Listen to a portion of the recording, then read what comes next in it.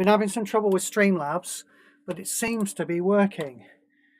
Let us cross the living room to see if we can see ourselves and hear ourselves. Cross the living room. Yeah, that's me. Hooray! Welcome, welcome.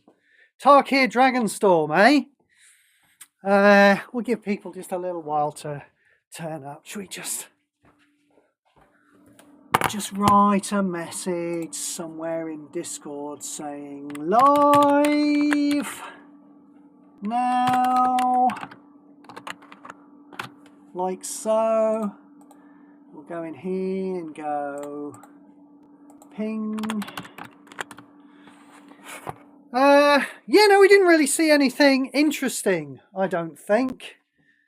Can you remember anything interesting we saw? He says, to nobody in particular. I don't remember seeing anything particularly interesting in part 1 of the set review.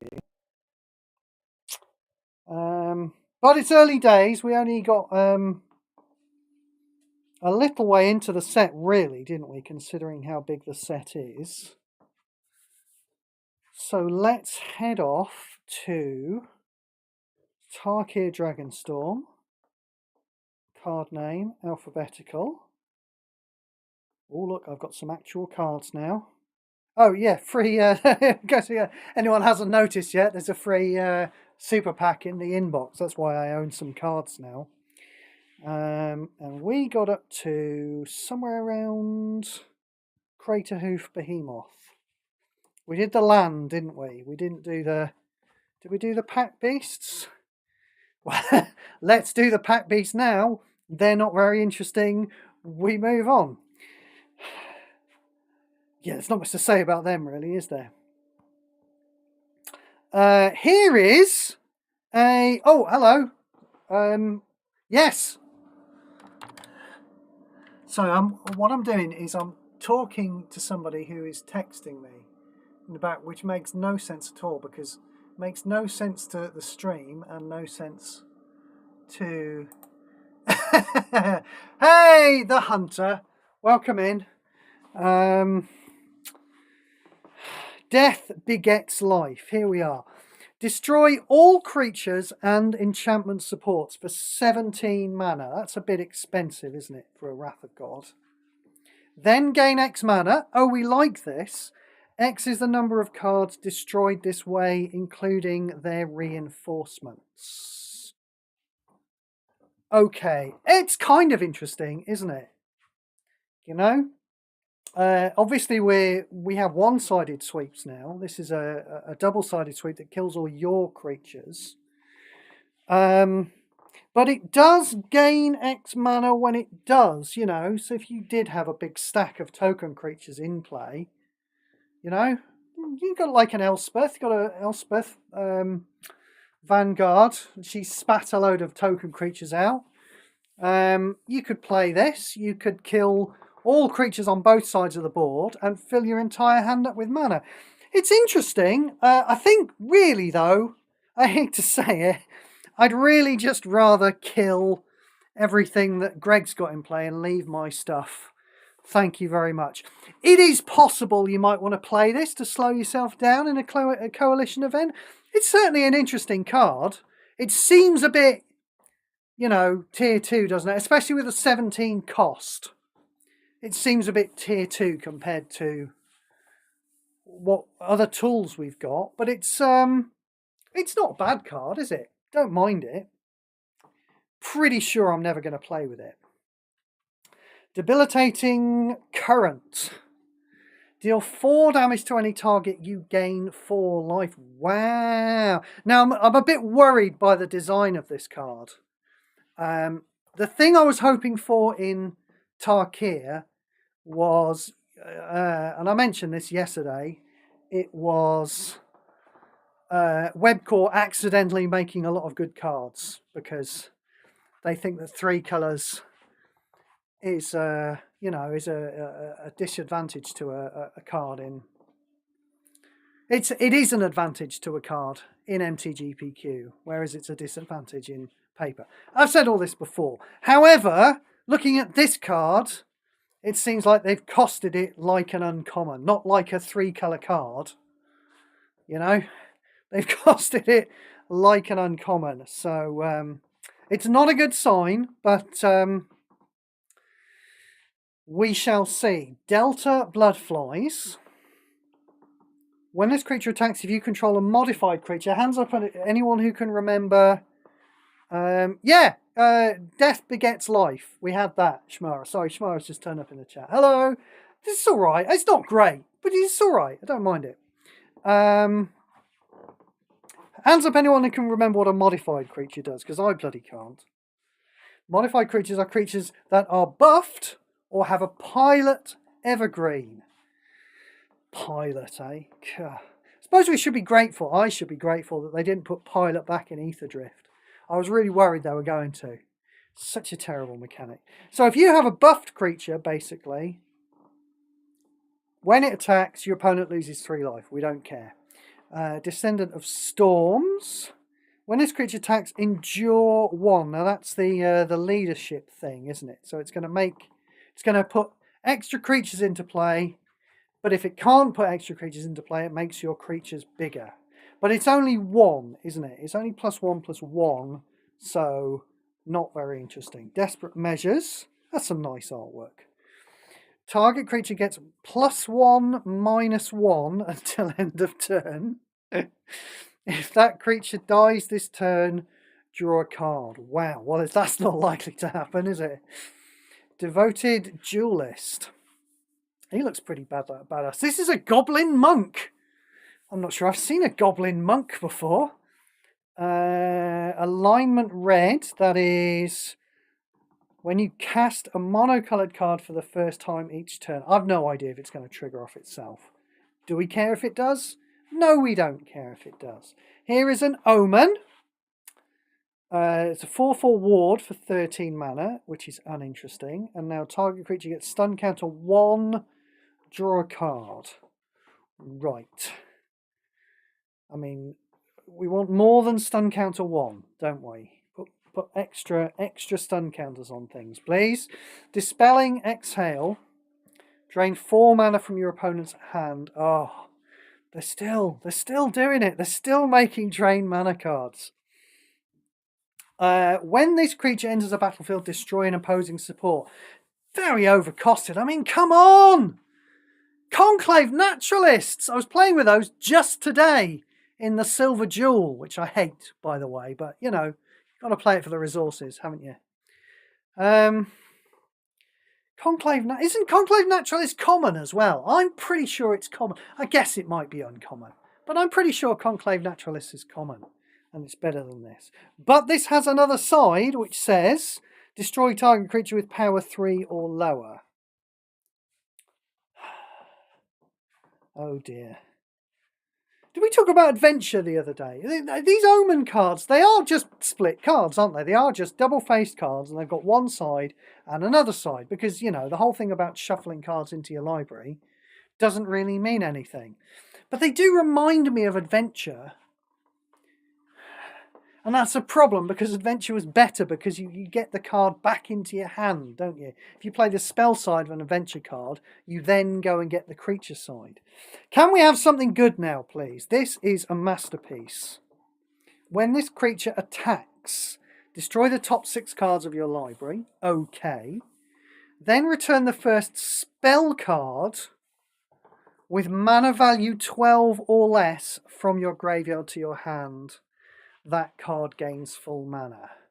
Right, so we're in Mana Filler Giver territory, but that's quite a restriction, isn't it? Spell card, mana value 12 or less. I wonder if what they're trying to do here is say, well, you know, an actual Mana Filler Giver like Cruel Claw or Loot or Dragonhawk costs about 15 mana, but this is cheaper.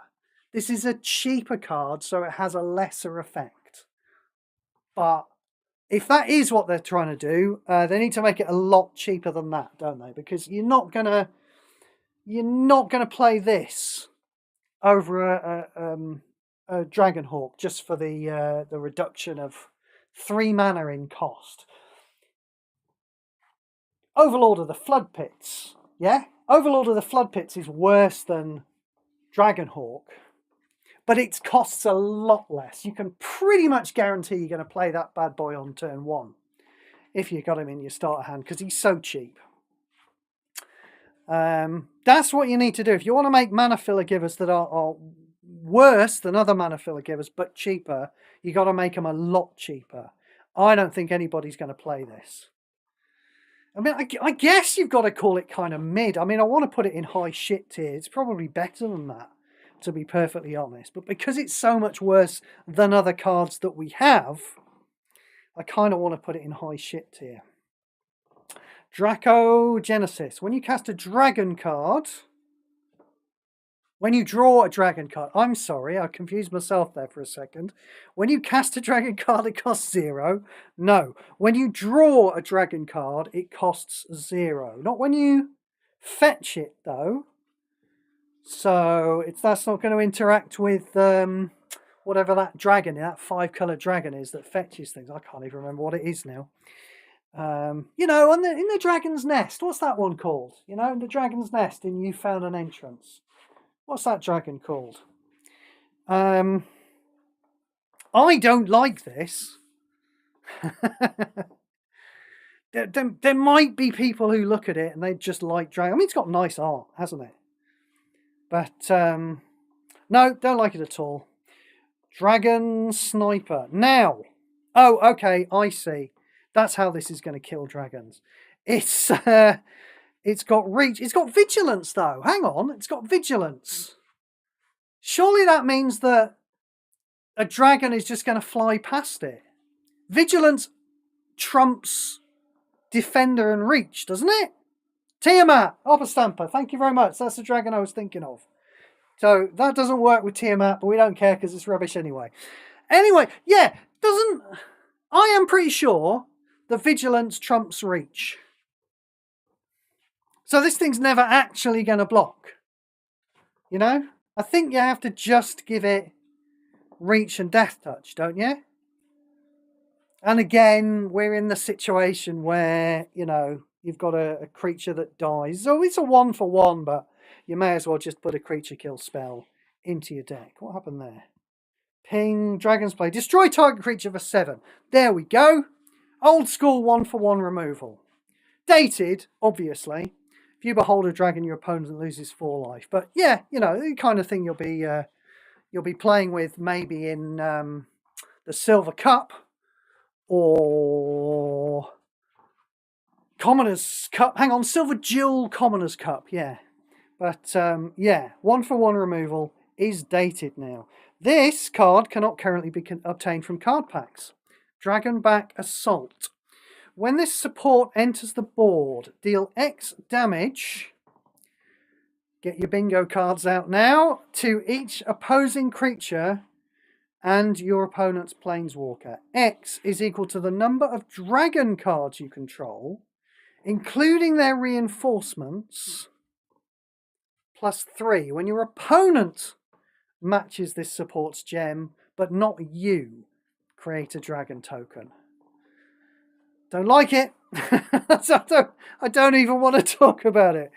Dragonback Lancer. What have we got here? 9 mana, 3/3 with a mobilize 1.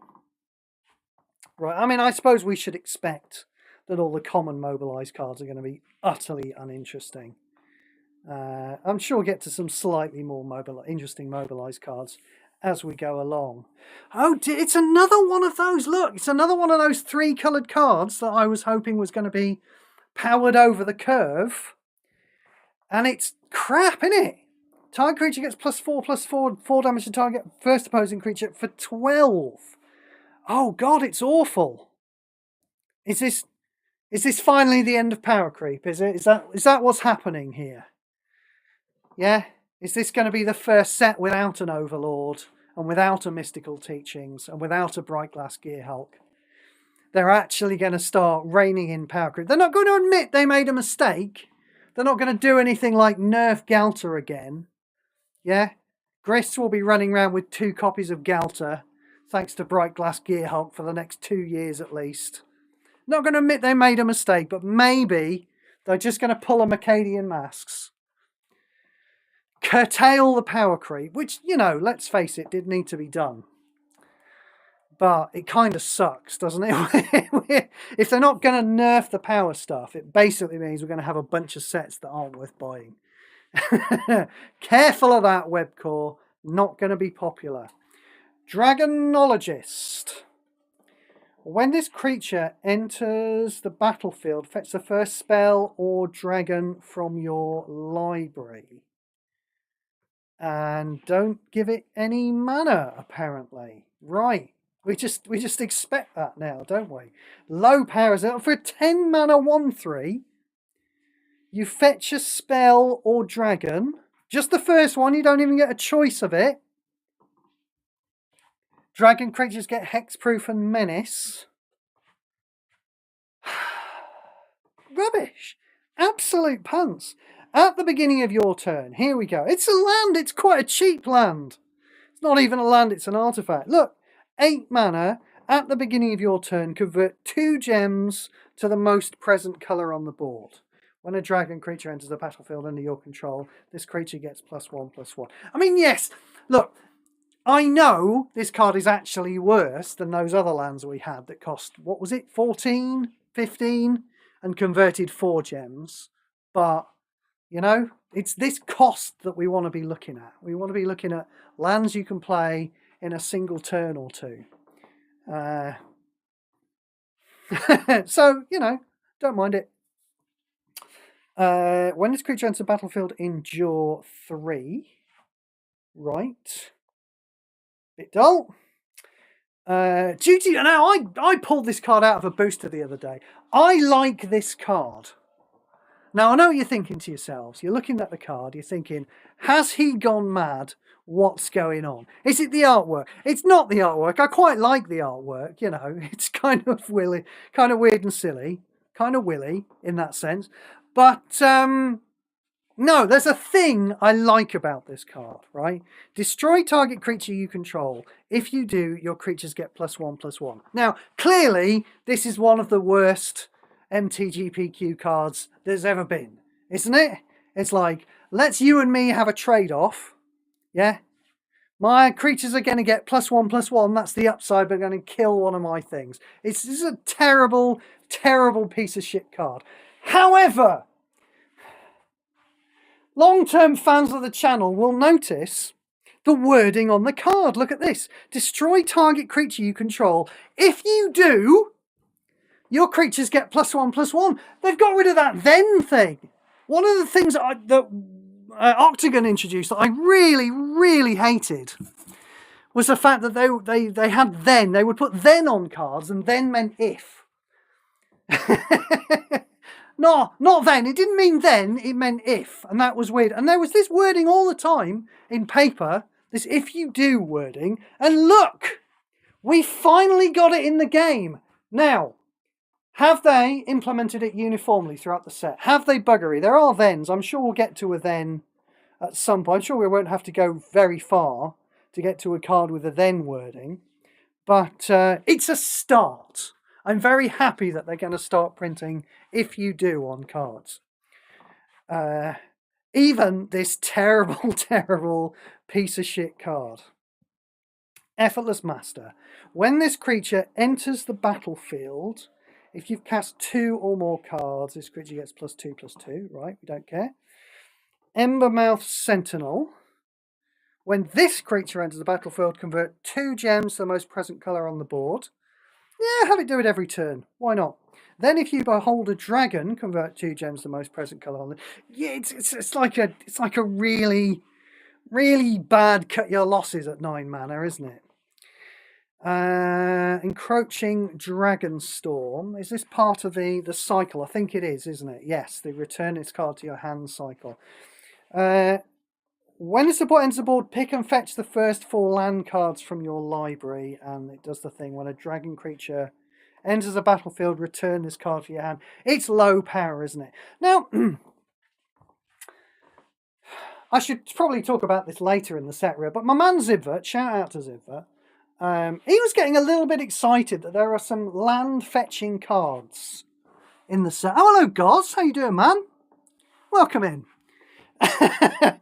My man Zibvert was getting quite excited there was some land fetching cards in the set, and like, I doubt this is one of the ones he likes. This is a pretty low power one.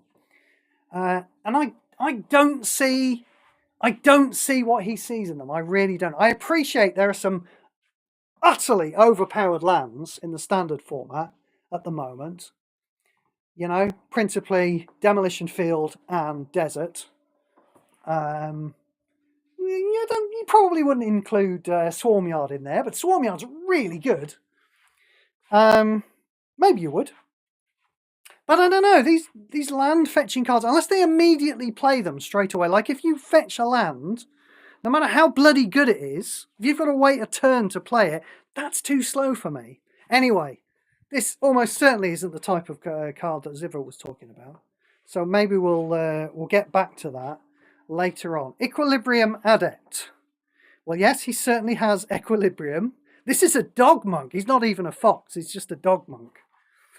I like this guy. I like the art, at any rate. When his creature enters the battlefield, draw a card. Too expensive for 12 mana, 2/4. Alignment blue, this creature gets double strike until end of turn. Give it double strike all the time. Yeah, make it cheaper. We move on. Eshki Dragonclaw.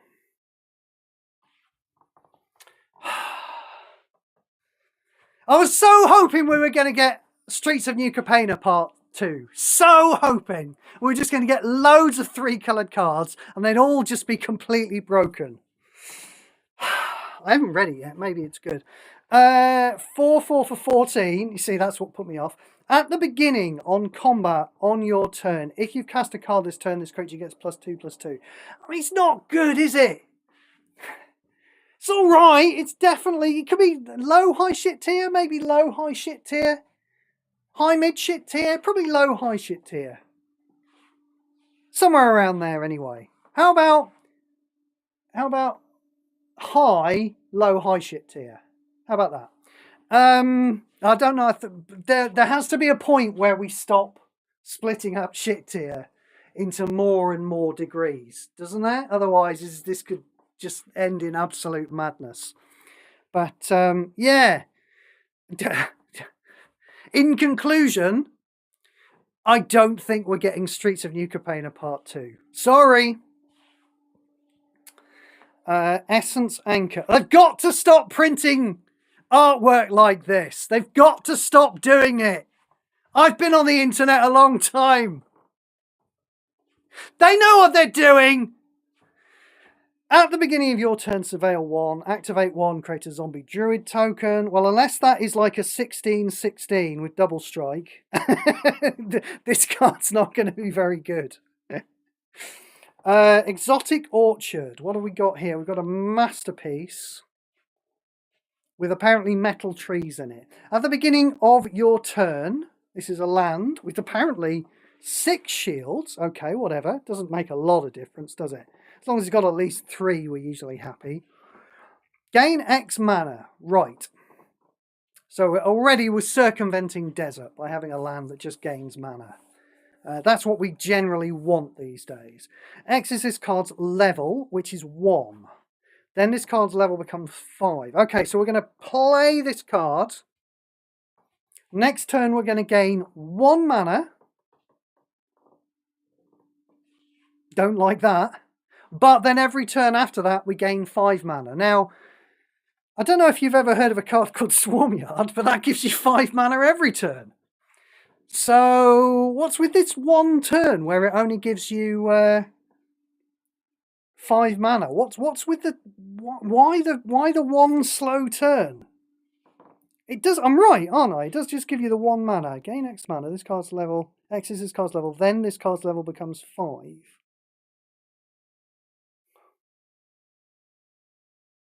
There is more. When your opponent's Planeswalker converts gems, increase this card's level by 1. Do we care? Do we care? Is this what we're doing? If you're going up against Grist, are you going to put this card in your deck, or are you going to put Desert in your deck? I know which one I'm going to put in my deck. You know? Usually I'm packing, these days, I'm usually packing Desert. I'm usually packing Assimilation Aegis. I didn't always have that, and I've certainly fairly recently I've started putting Assimilation Aegis in basically every deck. So I've got Mystical Teachings. This is my deck. I've got Mystical Teachings. I've got Golden Wish and Requisition Raid to fetch with it, one or the other. So it's always fetching one or two things. And then the Golden Wish, I've got 2 targets, which, you know, admittedly, it doesn't give me the choice. Sometimes it fetches 2 of 1. I've got Chimil and I've got Assimilation Aegis. So that's what I'm doing against Galter these days, is I've got a fairly good chance of coming up with an Assimilation Aegis early in the deck. And I've got Desert. And I'm not playing this Exotic Orchard against Galter. I don't see what it's for. You know? I don't know who it's for. Who's getting excited by this card? I'm not getting excited by this card. I know Goz isn't getting excited by this card. Who is it for? Think about that. Now!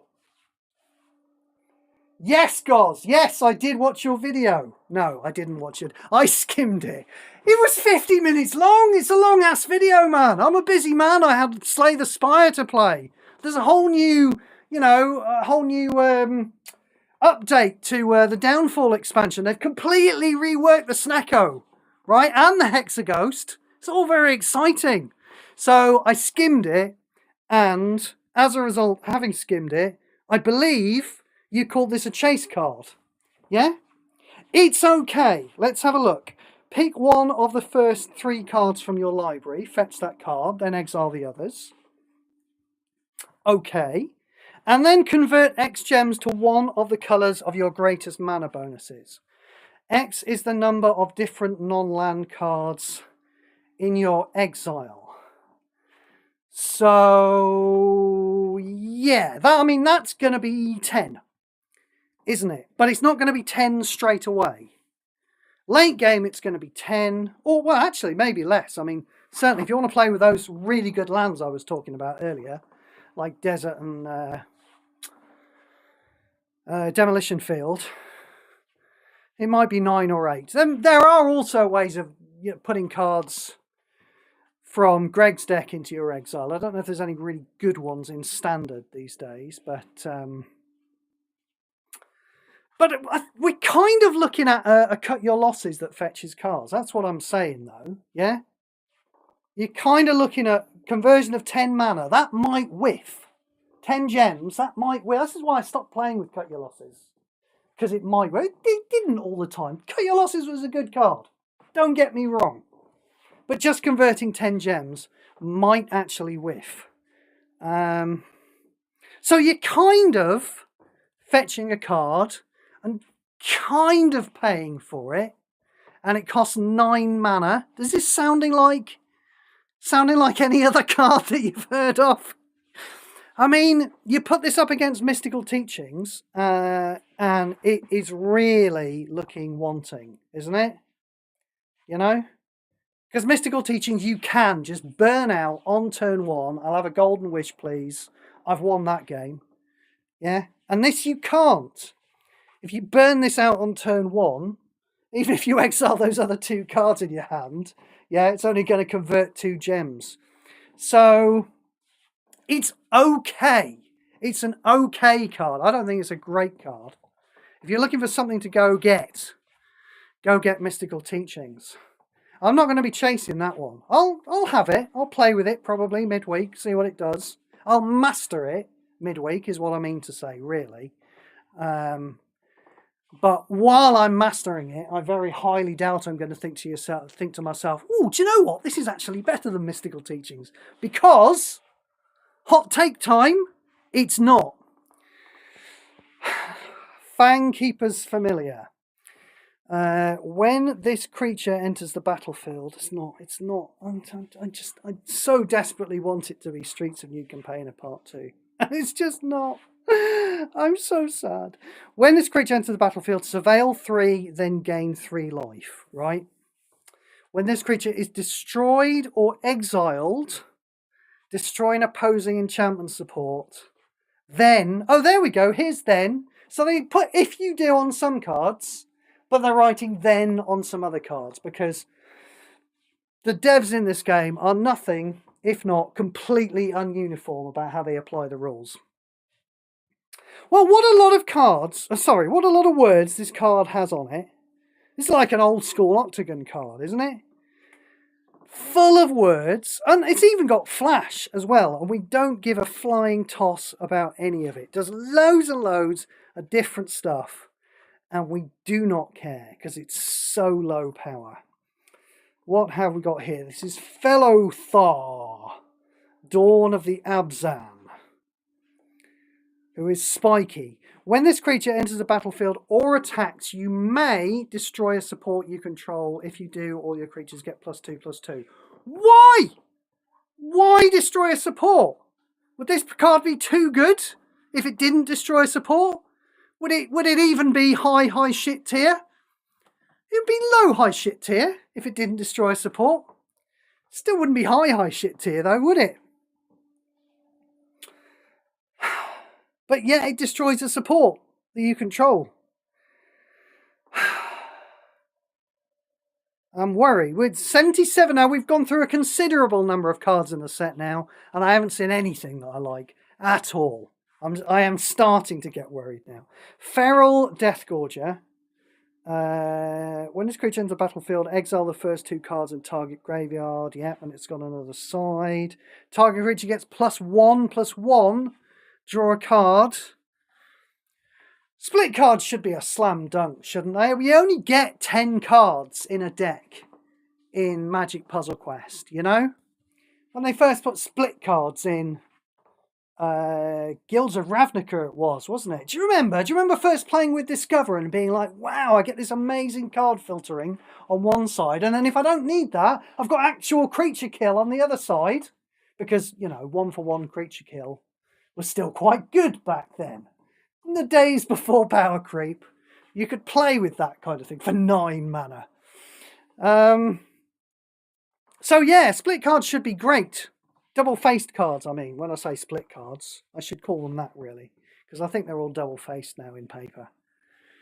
But they've all been bad, haven't they? They've all been bad. All these Omen cards. I don't know what's going on there. I think that guy needs to go and see a doctor. Seriously. Target creature you control gets +2/+0. That creature gains first strike until the beginning of your next turn. Okay. Flamehold Grappler.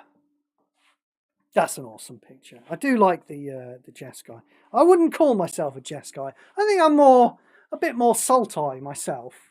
You know, I like that flash of green in there. But I do like the Jeskai aesthetic. We've got 12 mana 3/3. When this creature enters the battlefield, copy the first spell in your hand. That card gains half its mana. Yeah, it does feel like they're pulling away from mana filler givers, doesn't it? I'll be interested to see if we get any full mana filler givers in this set. Maybe it's going to be absolutely chock full of these, you know, half mana cards.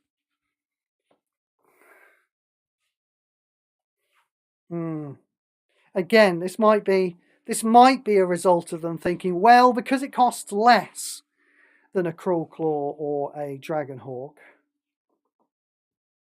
we can afford to give it a lower effect, and that gives you an interesting choice when you're building a deck. But it's not enough, guys. Keep trying. Fleeting Effigy. At the end of turn, return this creature to its owner's hand. It gains full mana. Right. I mean, that's interesting mechanic, isn't it? Well, I don't think we've ever... Have we had that on anything before? Didn't we have it on Zergo and... There's a Jeskai Fly Dragon thing, isn't there? I can't remember what it's called. But it used to fetch you a card and then it would return to your hand and nearly pay for itself. This thing actually does pay for itself. It's an interesting mechanic, but it's kind of on a 2/2 creature, which does absolutely nothing else. So, as a result... I mean, yeah... maybe if you have to play 6 elementals, maybe they're going to give us one of those irritating event objectives where you have to play like 11,000 of a type of creature, and maybe this will be an elemental you can play 6 times. Put it on something good. Use that mechanic again. Put it on something good. Focus the Mind. Discard a card, then draw 3 cards, costing 11. Colours of magic mana. If you've cast 2 or more cards this turn, gain 4 mana. That's very low power, isn't it? It's got the flash icon, proving once again they don't know what to do with the flash mechanic. Formation Breaker. What is that? Is that an insect? I cannot tell what that is. Is that some kind of mammoth or some kind of insect? Is that a very large guy sitting on the back of it, or a very small guy sitting? I've no idea what's happening in that picture. At the beginning of your turn, if you control a buffed creature, this creature gets +1/+2 until end of turn. Beginning of combat. Oh yeah, I mean this is pure Octagon, this card, isn't it? It's just blah blah blah blah blah blah. You coming to the pub, Clive? No, I've got some more words to put on this card. I'm buying a new car at the moment. I've got to put more words on every card just to pay for it. You know? It's killing me. Fortress Kingard. Terrible. Dog Soldier. It's a good movie, though. Yeah? Have you seen Dog Soldiers? I think Sean Pertwee's in that one. Hang on. Sean Pertwee, John Pertwee. Yeah, that's right. John Pertwee was Doctor Who. This is the content you're all here for, yeah? Talking about the Pertwee family. It was Wurzel Gummidge. It was good. I liked it. Rubbish card. Fresh Start. Don't know what that expression is I got on his face. The first opposing creature gets -5/-0 permanently. Not good enough, is it? Not good enough. No, we're looking for high stun counter. I'd play a reasonably high stun counter card over there. I know Mad Red still likes the stun counters, I think. Don't you, Mads? Wherever you are. I think he still likes the stun counters. I just like killing things, personally. Beginning of your turn, convert 2 gems to blue, red, or green. Yeah, we've seen that before. I was thinking how I'd do this. Hang on, was it 2 gems before or 3 gems? I thought the card we had earlier that we saw was 3 gems. I'm fairly sure I remember talking about 3 gems to 3 different colours. Because that's still bad. 2 gems to 3 different colours is god-awful. The way I do it, guys, if you're interested, right? If you want to keep... Because you want to keep the 3-coloured kind of mechanic going on. Because it's a wedge set, isn't it? Yeah? Is have you choose, when it comes into play, you choose blue, red, or green. And then, from then on, that's the colour it converts gems to. So then you've still kept the fact that it's a...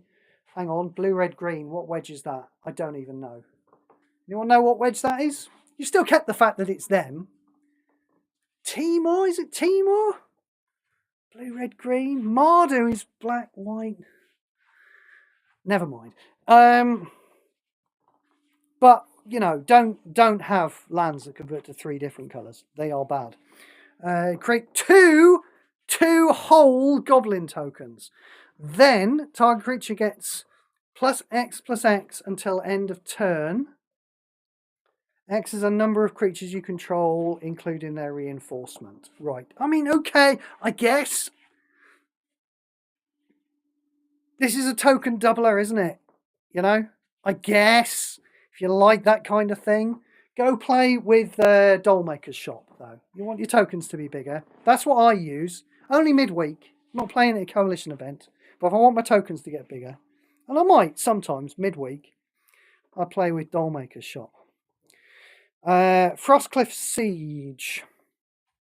When a creature you control deals combat damage, draw a card. This effect can only trigger once. That's a bit rubbish. I'm sure we've got cards in the game. I mean, usually they're auras, aren't they? Usually it's an aura, you put it on a creature, the creature attacks, you draw a card. So if you're going to make it a global enchantment, make it work on all your creatures. I'm sure we've got at least one card somewhere in the history of MTGPQ. In fact, I think there's a creature that does it, isn't it? Every single creature of yours that attacks, you draw a card. So yeah, don't bother with that triggering. You write it on this, don't you? You don't fucking remember to put it on Ocelot Pride, do you? which is becoming more of a problem, isn't it? Slowly over time, isn't it? Seeing a lot more of those. But this you decide, oh no, that can only trigger once. At the beginning of combat on your turn, your creatures get +1/+1 and trample. Fuck me. It's all just such low power stuff. Where's all the good stuff? Furious Forebear. Well, I'd be furious if I'd been shot. When a non-token creature you control dies or loses... I've lost the will to live just reading the card. Hang on. When a non-token creature you control dies or loses a reinforcement, right. So it's a creature, some other creature has to die. Oh God, if this card is in your graveyard, it just doesn't stop, does it? You may drain 5 mana from your hand. If you do, return this card to your hand. No, put it in play. Have creatures that go from your graveyard into play. I know you don't want to do that because it would make your special little boy Grist less special, wouldn't it? Oh no, only Grist can do completely broken things by sprogging enormous creatures into play. No! Fucker! Make some more creatures that sprog into play from the graveyard, but just don't make them as bad as this, please. Glacial Dragon Hunt. Discard a card and draw a card. Then if you discarded, deal 3 damage to a random... Yeah, okay. Rubbish. Harmonise. Still rubbish. Glacierwood Siege. When you cast a non-copy spell... That's the kind of sentence that often appears at the top of a good card, isn't it? Yeah? Destroy the top 4 cards of target player's library. Right, it's going to do something, I can tell. At the beginning of your turn, return the first land support from your graveyard to the board under your control. When you cast a non-copy spell. No. No. It's too... It's too much, isn't it? It's too much complication, too many steps. You're not going to build around this. Yeah, I like getting lands for free. But no, not with this card. Sorry. Great Arashin City. Here we go. This is the black land. This one's going to create 2 Abzan Spirit tokens. That's weird, isn't it? Because, like, the last land we saw of this cycle created 2 tokens that immediately died.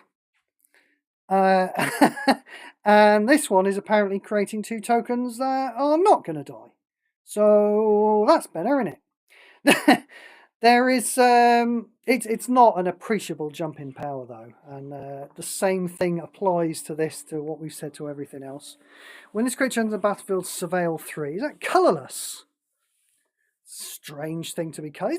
That's colourless, isn't it? It's not white. No, that's colourless. That's what white looks like. It's nice and bright. That's weird that that's colourless. Anyway, it's bad. We move on. Gurmag. Anyone remember Gurmag Angler? Let's have one of those. That was a good card. When this creature enters the battlefield, your first creature gets +2/+2. Until end of turn, target opposing creature gets -2/-2 until end of turn. Yeah, you just somewhere in mid-shit tier, isn't it? I mean, I'm going to carry on probably playing with Downwind Ambusher, to be honest, which I was playing with today in the Silver Cup. I'd rather have played with a bigger creature. It's not an amazing creature, Downwind Ambusher. But it does have toughness 2 or less, and that's an important thing. Hardened Tactician. When 14 mana, 2/4. When a non-token creature you control dies or loses a reinforcement, discard a card, then draw a card.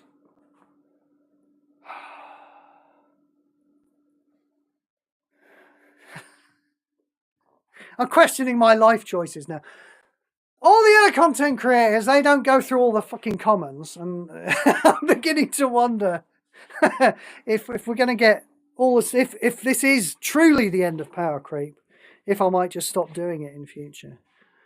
I mean, I have to do... This is literally the only time I'm ever going to look at these cards. That's what the point of this whole thing is. Literally the only time I'm ever going to look at some of these cards. So that's why I like to go through all of them. But God. Herd Heirloom. Heirloom? Yeah, Heirloom. Why not? Cool Whip. Activate 3. Convert 3 gems to green. We don't like that. We don't like conversion of activate gems. Then... Don't you mean if? No, we mean then. But that means if. Your creatures gain Trample and Berserker until end of turn. At the beginning of combat, if you control a creature with power 4 or greater, draw a card. Yeah, hate it. Hate it. Heritage Reclamation. Destroy a random support card from target player. Then draw a card. It's finally here, everybody. We've been waiting for a card that lets us destroy target support for years and years. And they, what? Sorry, what? Hello? I'm just get news just in. That's not actually what this card does at all. Come on! How hard would it be to make a card like that, though? Very hard, actually. It's actually really hard coding, Steve. Yeah, everything that Webcore does that you don't like, it would actually be really hard for them to do it better. So, yeah, please stop. Why do you always have to say negative things about the game? Have you played it? Have you played this game? That's why I have to say negative things about it.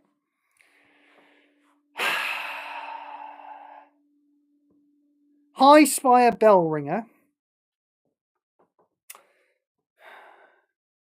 I don't know what race that is. That insect? Is that an alien creature? Don't know what race that creature is. It seems like she's got a motorbike as well on her. Yeah, a belt looks like handlebars. Do you not think? At the end of your turn, if you've cast 2 or more cards, gain 2. That's right, 2 mana. Hollow Merc Seas. These have all been bad so far, haven't you? When a creature you control is buffed, draw a card. This effect can trigger only once a turn. Maybe they think it's part of the cycle. Maybe this triggering only once a turn. They think it's part of the cycle. Anyway, it's a very low power effect. At the beginning of combat on your turn, your creatures get +1/+1. Then those creatures gain Menace.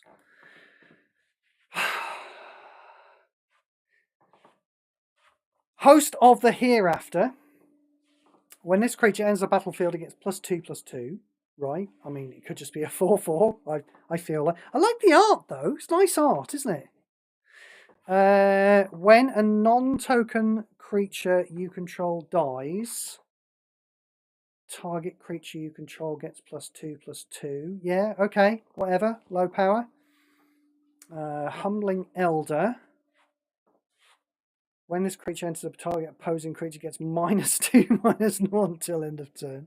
Oh, and it's got flash! It's got flash, everyone. Ice Ridge Serpent.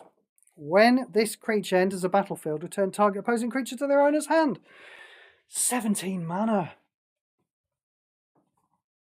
Well, all these cards, they reflect badly on... They compare badly to Origins cards, don't they? I suppose there's a conversation to be had. Would you rather play this or... What's the bad... I can't even remember what it's called now. What's the bad Harbinger of the Tides called? You know, the common one. It's 2/2 and it gives your opponent some extra mana to recast it. You can have a conversation about whether this card is better than that card. But we can't talk about whether this card is any good or not. Inevitable Defeat. This is a card, isn't it? I mean, no, but it is a card we've already had. And... in fact, I think it cost 18 mana last time as well, didn't it? This is Casualties of War, innit?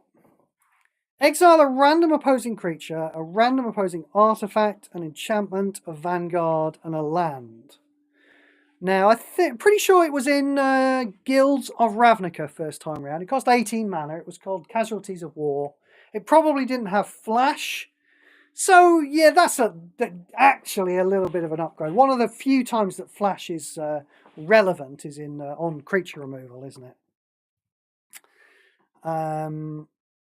But even back then, Casualties of War, I feel like it was competing, wasn't it, in the same environment with Ruinous Ultimatum for a while? So we had a one-sided sweep back then. It was more expensive than some of the one-sided sweeps we have today. Ruinous Ultimatum was, I believe, 21 mana. And Casualties of War was kind of, it's all right. But actually not that good, you know? You'd rather kill every creature than a random smattering of things. Back then, I suppose we would talk more about a card like this because it was actually hard to kill Vanguards back in the day. Do you remember that, when they first introduced Vanguards? Actually quite difficult to get rid of Vanguards. And then slowly over time, you know, they gave us Void Ren to start off with, and we're like, all right, I can just blow them up like anything, can I? And then they gave us Demolition Field, and we're like, oh, okay, Vanguards might as well not fucking be different from supports at all, apparently. So, yeah, my point is, even when the world was different, that card wasn't very good then. It looked it. I tried playing it in things, but this is the same power as that card, and the average power of all the other cards in the environment has gone up since then. Inspirited Vanguard. When this creature enters the battlefield or attacks, endure 2, 11 mana. Honestly, it's quite a large threat, isn't it? I was asking, wasn't I? I did specifically on the forum say to them, you know, where are the positive card advantage cards for Colours of Magic? And technically this is one, isn't it? You know, you play this creature, it plays a second creature if there's space, but if there's not space, it gets bigger. It's not particularly good, you know. Got to bump the power level up. We need good cards that create a positive advantage for Colours of Magic, because the cards that create a negative advantage, that is, they give you card advantage by destroying your opponent's stuff, are too good these days. And something like Inspirited Vanguard isn't good enough to adjust the balance. When you cast this card, convert 2 gems to each colour. I've no idea. I mean, is that going to cause a cascade, or is it not going to cause a cascade? I've got no idea. My gut instinct says obviously not, because it's an uncommon, and they wouldn't have printed an uncommon that was good. But then again, you know,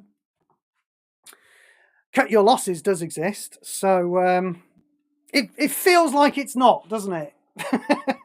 I'm going to go out on a limb and say that this is not going to be worth playing. Maybe Lars can do one of his rinky-dinky computer things and work out how much mana it actually generates. But I bet it's not a lot for 15 mana. Jade Cast Sentinel. Is that a baboon? No, Steve, it's an artifact ape snake. Oh, I guess it is probably a baboon then in that case. 1/5, activate 1. See, here's my theory about this set, right? I think for years and years they only had one person designing the cards, didn't they? I know there's Clive, who's actually in charge of designing the cards, and Kevin the intern used to do a few cards as well, you know. But really, there's only one person whose job it was to design cards. I wonder if they've got 2 whole people designing cards these days, and one of them really doesn't know what they're doing. Obviously, the one whose job it always has been to design cards, they don't know what they're doing very well. But, you know, they occasionally give us a card like Rakdos or something. But this set, I don't know, it does feel like there might be 2 different people designing cards, and one of them has got absolutely no clue as to the power level of cards in the set. Or the game generally. Jeskai Brushmaster. I mean, this could be cheaper, couldn't it? Look, 2/4, double strike, prowess, Your creatures, all your creatures get +1/+1. I mean, this is floating dangerously close to high shit tier, isn't it? It could be cheaper. But yeah, it's not making it out of shit tier. It's definitely not getting into the upper echelons of high shit tier. Jeskai Devotee. Alignment white, this creature gets +1/+1. Activate 1, convert 2 gems to the matched colour. What's the matched colour? I don't care. Whatever the matched colour is not a good card, is it? So we don't care. Yeah, look, here it is. Convert 3 gems to white, blue or red. I want my money back. Where's that other card? This is 3 gems to white, blue or red. And then back here somewhere we had 2 gems. It's a support, land, 10 mana, uncommon. Support card, artifact. Okay, alright, it's obviously not part of the same cycle then. It's a bit weird. When the support is destroyed, create 3 bird tokens. Yeah, crap for all the reasons we've already explained. Right, here we go. Let's have a mythic. This will be good, surely. Jeskai Revelation, 16 mana. Return target opposing creature to their owner's hand with flash, right? Expensive for removal. There's more. 8 damage to opponent's planeswalker. We don't care. 4 Jeskai Monk tokens. Draw 3 cards. Gain 6 life. It's a lot of words, isn't it? I mean, it's basically a it's basically a slightly better version of Ice Ridge Serpent, isn't it? You know, the drawing 3 cards makes it nicer. But it's X+X until end of turn. Okay, yeah, that's not a prowess, isn't a permanent bonus. So we're making a 4/4 that bounces creatures. Bounces a target creature, aren't we? Really underwhelming for a mythic. Jeskai Shrine Keeper. How are we doing for time, by the way? Oh, good lord, it's only 10 o'clock. It's probably because I'm just flying past so many of these awful cards tonight, aren't I? Seems like we're going, we're making good time. Let's crack on for a little while longer anyway. I feel like I won't go too much longer. Yes, I am biting the hell out of my my tongue with my tooth. Why don't you get the dentist to sort that out, Steve? Believe me, I am trying. But for the moment, I have to carry on living with this problem. Jeskai Shrine Keeper. When this creature deals combat damage to your opponent's planeswalker, you gain 3 life, then discard a card and draw a card. Right. I mean, this isn't even trying to be a mana filler giver, is it? I mean, this doesn't even put half the mana in the card. But it's an uncommon. Yeah, but don't make uncommons like this, you know? because they're not for anyone at all. You can't say, well, it's got to be half as powerful as a rare, and that's got to be half as powerful as a mythic. Because that kind of implies then that, you know, the people who don't have certain cards, they would be playing this. But I'm sorry, but that's just not going to happen. You grow out of cards. It takes about 3 days to grow out of cards these bad when you're playing this game. Karakit Guardian. I mean, that is a card that does nothing, isn't it? Did anyone check what I'm going to have a look in the chat. Did anyone check what this shard was? I can't remember what the shard was. Red, let's actually, while I'm over at my computer, let's go red, blue, green, MTG. What's red, blue, green called? Timor! It is Timor! Hey, I was right. I'm a genius. Oh, I like it when I'm right about things. Which I am all the time. Yes, Ibvert, all the time I'm right about things, regardless of what you have to say. I'm always right. Remember that. Have I been drinking? No, not for about a year. Anyway, rubbish, isn't it? Here's another dragon. This is the restore support. That's the aftermath thing. Right, so when a card leaves your graveyard, create a gold token. This effect can trigger up to 3 times per turn. Right. I mean, it's not... What was that dragon that used to build... Oh, I can't remember the names of things tonight. That dragon that, when things attacked, it used to just absolutely fill the board with gold tokens. Do you remember that? What was that called? This isn't that. And it's got restore 3 to have a rubbish effect that is rubbish. When this creature enters the battlefield, endure 1. Rubbish. Kintree Severance. No, nothing's coming to mind. I'd love to make like an amusing Severance joke there. I love that show, by the way. I'd love to make an amusing Severance joke, but nothing is coming to mind, I'm afraid. Exile an opposing card with the greatest mana value. For 13 mana! Come on! How about 6? How about 6 mana? Yeah? That'd be nice, wouldn't it? 13 mana. Piss off. Kishla Skimmer. When a card leaves your graveyard, draw a card. Well, that's too powerful, isn't it? Are you kidding? No, I'm sorry, that's too powerful. Clive, what are you talking about? No, I'm putting my foot down about this. When a card leaves your graveyard, you draw a card. That is too powerful. I'm going to limit that to happening once a turn. Done. That's a balanced card now. We can move on.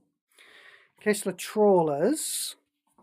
Creature enters the battlefield. Exile a random creature card from your graveyard. If you do, return the first spell card from your graveyard to your hand. Okay. Here's a land. This one's got Surveil 2 on it. Right. Okay. Knockout Maneuver. Target creature you control gets +1/+1 for 7 mana. Then deal X damage to the first opposing creature. X is the power of your first creature. Are there any fight cards that are good? I mean, there's an uncommon that I started playing in some places where you have to play uncommons that gives like a creature +8/+8. What's that one called? I want to say Ambush at the Gates. I've no idea what the actual name of it is. It's something like that. But, you know, it gives a creature +8/+8 and then it fights target creature. That was all right for an uncommon. You know, if you're forced to play uncommons. So why is that so much better than this? Because somebody else is designing the cards. Tinfoil hat time, you see. That's what it is. I've built this theory based purely on the fact that this set's got a load of bad cards in it. Which, you know, let's face it, all sets have bad cards in them. Kotis the Fangkeeper. Right? I mean, he's going to break his hand with that. What the hell kind of weapon is that? He's definitely going to break his wrist trying to attack somebody with that. Oh, he's a zombie. He doesn't care. He's probably absolutely full of broken bones. This is an 18 mana 2/1. But it might get bigger. Here we go. When this creature deals combat damage to your opponent's planeswalker, exile the top 4 cards of each player's library. Your creatures get +4/+4. Right. I mean, I'm reminded of Temet. You know, Temet likes to give. Does it give all? Oh, Temet gives all your zombies +4/+4. I think. Crucially, they give themselves +4/+4. But Temet was a lot better at doing that, wasn't it? Because that triggered every time you drew a card. And this is only triggering once per attack. When this creature dies, return the first support card from your exile into play. I mean, this is bad, but it's better than a lot of the other bad cards we've been looking at. Yeah, I am that starving man out in the desert. And I have found a raindrop on a leaf. And I've declared it to be a feast. Yeah, bad.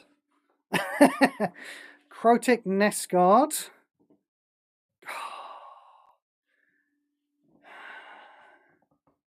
I mean, this is a very 2016 card, isn't it?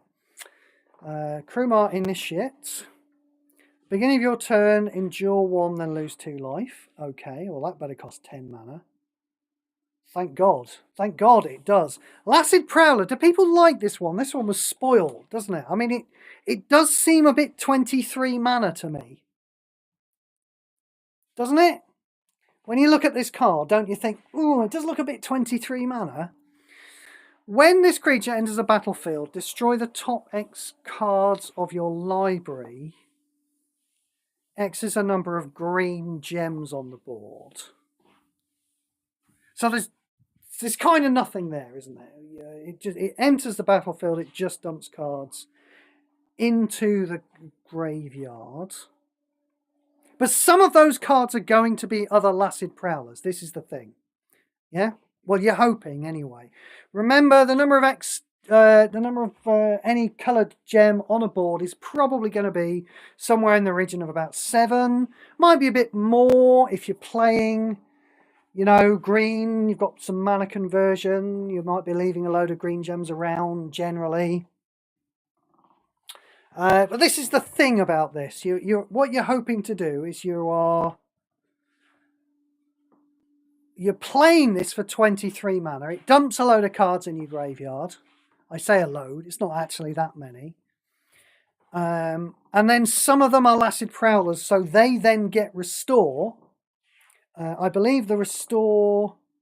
Yes, the activate gem comes up straight away. Not that it matters, because when you cast this card, you're already past the point where you're making swaps, probably, aren't you? It's not like you get to immediately match the gems on the same turn, unless you've got an extra swap. But then on the next turn, what happens to those restore cards? You exile them. Yeah, of course you do.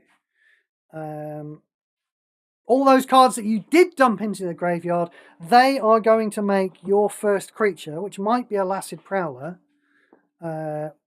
much bigger, or at least a certain amount bigger.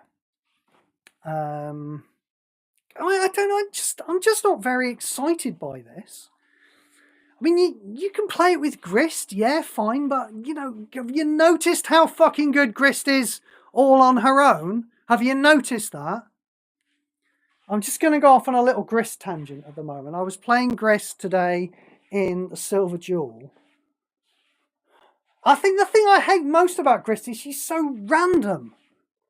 She kind of doesn't give a shit what she does, you know what I mean? Like, you pump your first ability, and then a random creature comes out of your graveyard. And yeah, you've built your deck, you know what it might be, but you know, you're not building it with one creature. So a random creature comes out of your graveyard, and then, for the rest of your turn, you're matching corrupt gems, and she just casts cards at random from a graveyard as well. She just does random stuff. I don't like it. I like my games to be...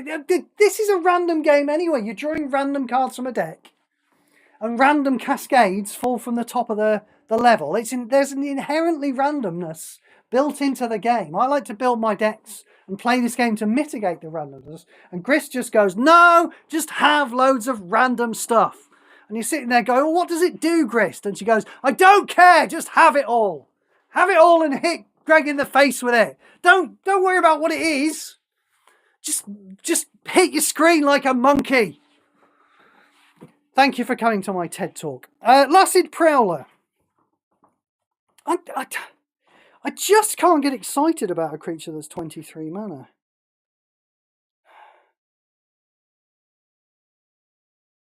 I mean, should I be thinking ahead to a standard without Galter in it? Is that what it is? Is the problem is almost certainly that I'm thinking to myself, well, if I'm cheating this guy into play, I'm doing it with Grist, and if I'm doing it with Grist, I'd rather have Galter. But let's imagine a standard environment in the future after rotation, in a couple of years' time, when Galter's gone. Maybe that's good, yeah? Then you don't have to worry about the 23 mana. You dump some cards in the graveyard. This comes out. That dumps even more cards in the graveyard. Next turn, you match some of those restore gems, maybe? It's okay. It's okay. It might even be above high shit tier. There you go. That's high praise, isn't it? But I'm struggling to call it anything better than mid. I'm not excited. Chase it by all means if you want, but I'm not excited by it. Sorry. Lie in wait. Return the first creature card from your graveyard to your hand. Just to your hand for 15 mana? That's not good enough, is it? Isn't there a card in Origins that returns a creature from your graveyard to play that costs like 10 mana? I'm pretty sure there is. It's such a regressive set. Deal X damage to target opposing creature. X is the power of the last creature in your hand. So it's not a reanimation spell at all, is it? It's just it's a direct damage spell that deals X damage, where X is probably not enough for 15 mana. Target creature gets +1/+1, gains flying and prevent damage. Yeah, prevent damage, flash. We can all see what they've done there. Lotus-like dancers. Is that a robot? That looks like a robot. Is that Oscar Isaac? Is this that scene from oh god, what's it called? What's that movie? And he's dancing with the robot. Yeah? You're screaming it at me, I'm sure. You know, Domhnall Gleeson goes to a house in the countryside and stuck off in the woods to prove whether this Alicia Vikander is really a human or not. God, what's the movie called? Is it called AI? No, it's not AI. You know what I'm talking about. Should we actually look at what the card does? When this creature enters the battlefield, move the first card with buried or restore from your library to your graveyard.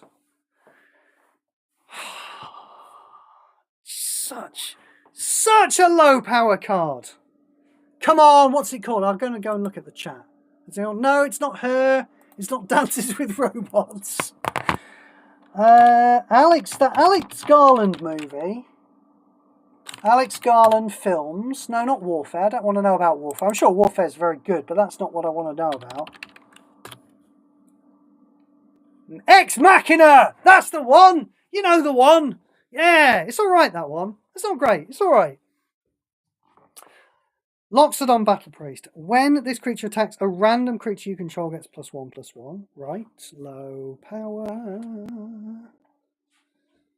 Oh, we're nearly halfway through the set now, aren't we? What's half of 277? 130 something. And I haven't seen a single card that I like. Oh, God. There's time. Keep telling yourself, Steve, there is still time. At the beginning of your turn, convert 4 gems to your Planeswalker's colours. Right. Well, we know my thoughts about lands that cost 15 mana. When you cast a dragon card, deal 2 damage to the first opposing creature with the greatest power. Right. Well, that's not enough. When you cast an omen card, which are all shit, gain 4 life. When this support is destroyed,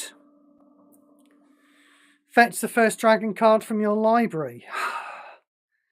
Yeah, it's just an expensive land. Are there players out there who like lands that convert 4 gems for 15 mana? Maybe their data's telling them that people are playing with these things. I mean, there's got to be plenty of players out there who, they don't engage with the forums and they don't go onto the Discord and they just don't know that, the clue lands in MKM cost 7 mana. There's got to be quite a few players out there like that. Maybe their data's telling them that people just really love lands that cost 15 mana. Desert costs less than... Desert hoses this and costs less than it. Magmatic Hellkite. When this creature enters the battlefield, destroy a random opposing land support, bit narrow, then gain 10 mana. I suppose I should like the clean design on this card, really, but But yeah, you know, what is there to say about it, really? It's fine. I mean, does this get to be in high shit tier? Definitely high mid shit tier. I don't know, I'm sure it gets to be a high shit tier. I don't know, low high shit tier. What have we got? Create an elephant token. That is a 3/3 Mammoth Bellow. See, I like the idea that it's called Mammoth Below. Do you see? Because it's got harmonise. Do you see where I'm going with this? Like it's a mammoth that lives under the earth and just suddenly, rah, this big zombie mammoth bursts out of the grave. Mammoth Below. Yeah? That's what I'm doing. Maybe that was always intentional. You know, Mark Rosewater, head designer of actual paper magic, he does love a bit of a pun. So maybe that was always intentional. Anyway, that spell is rubbish. We move on. Mana Geyser. Geyser. Mana. Do they mean Mana Geyser? Convert X gems to red. X is the greatest mana cost among cards your opponent controls.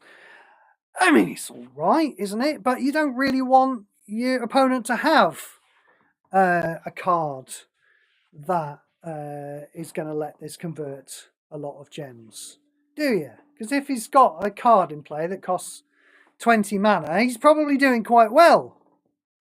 And you probably want to kill that card rather than play this card that just I mean, fair enough, this card will then generate a bunch of mana and probably pay for maybe the Chaos Warp you've got in your hand. But yeah, this is the power in the undeniable potential power in this card is all in the hands of what your opponent plays, and that is not a recipe for a good card, because that means it could just be rubbish.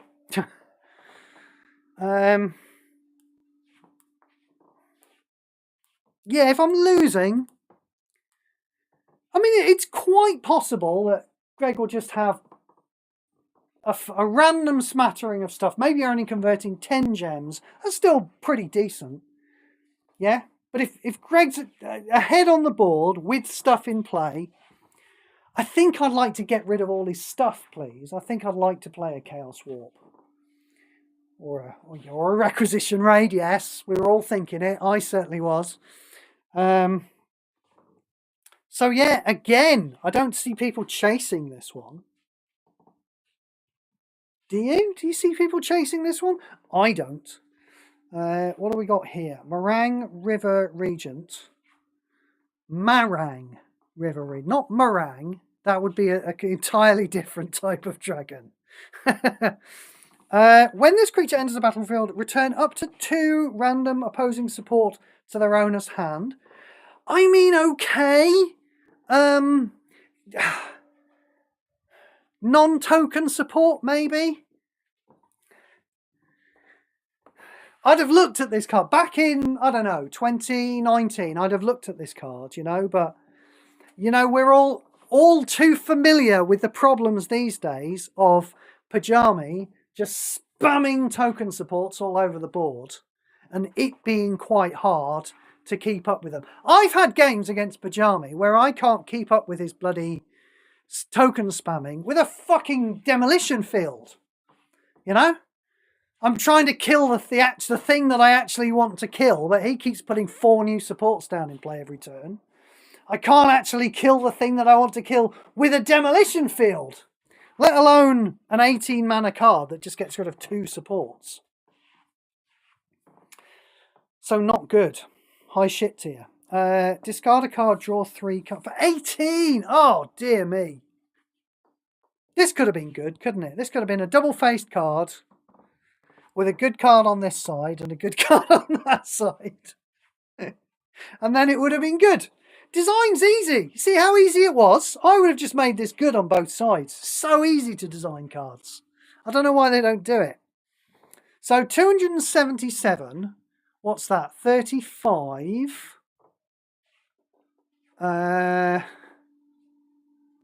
35 and 3, 38, 138. I mean, not that it makes any difference, because it's not like we did half the set in the first 2 parts of the set review, because we spent a long time, didn't we, looking at the mechanics of the set. So we'll do another card. And maybe another card. And then we should probably call it a night for tonight anyway, I think. Activate 1. Convert a gem.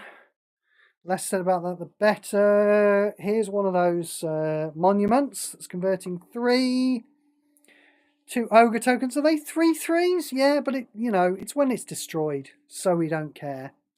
Let's make this the last one. It's a rare. Maybe it'll be great. When this creature attacks, target creature gets +X/+X permanently. X is the number of creatures you control. Again, this is kind of low high shit tier, isn't it? 15 mana for a 3/3. Death touch for no reason. Oh, God. Is this set actually good? Is there anything good in this set? I'm concerned. Thank you, everyone, for being in tonight. It does seem to have been completely buzzing tonight.